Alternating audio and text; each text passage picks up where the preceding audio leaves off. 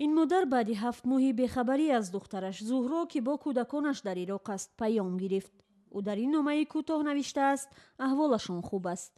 در دختر در اومد با نمیدونم وای دختر چخیل اچاق کردم چخیل کردم دختر چه دیگر میگه که هم دختر اچاق کردین زدیسن دختر اسم میره این طرف میره اون طرف میره خوشگون کنه تون دختر ما میبیورین خیلی نصیب تونده باشه میبیورین دختر. سبزگل میگوید باری آخر دخترش به او از محل جنگ از موسول زنگ زد و این تصویرهای فرزندانش را به او فرستاد. میتونم حامله‌ایم قینه دویدم گفتم میگفتم اونا که در کوهو میگردیم پولیش میگردیم عذاب میکشم حامله‌اش کم دم نباشه با خود آسان ترک میشه و حامله. زهرا خوجایوا سال 2014 با 4 فرزند با دعوت شوهرش سنت شاکیروف به ترکیه و از آنجا به عراق رفته است. سبزگل میگوید با امید زندگی به او زهرا و فرزندانش را به ترکیه گسیل کرد. آن وقت او درباره درگیری‌های عراق و سوریه چیزی نمیدانست. چون آوازی گرفته ای دخترش را از آن طرف گوشی شنید فهمید فرزندش گرفتار شده است. 3 ماه بود.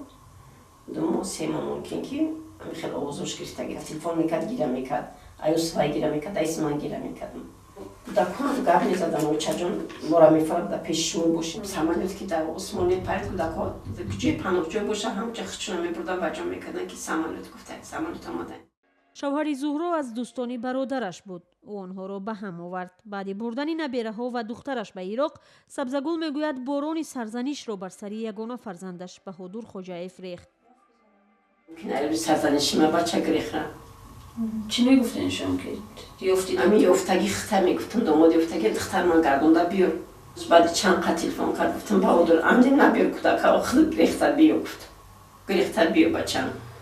و چجون یک کل میشه و یک کل میشه یک راه میشیدگیست و یک راهوی میشیدگیست. سبزگل میگوید دیگر از بهادر خبری نرسید. 2 فرزندش چشم بروهند. حالا که پیامی از دخترش گرفته است و می‌دارد نبیره‌هایش از فضای جنگ و خونریزی میرهند و به دیداری هم میرسند. زندگی چه ما ساق سلامتی کودک و زنده ساق سلامتی کودک کم در پیش میگفته که هرچی کودک کشتمش دستش پیش نه. مقامات تاجیک به رادیوی آزادی گفتند قضیه زهرا و فرزندانش را تدقیق دارند و آنها را به وطن برمیگردانند.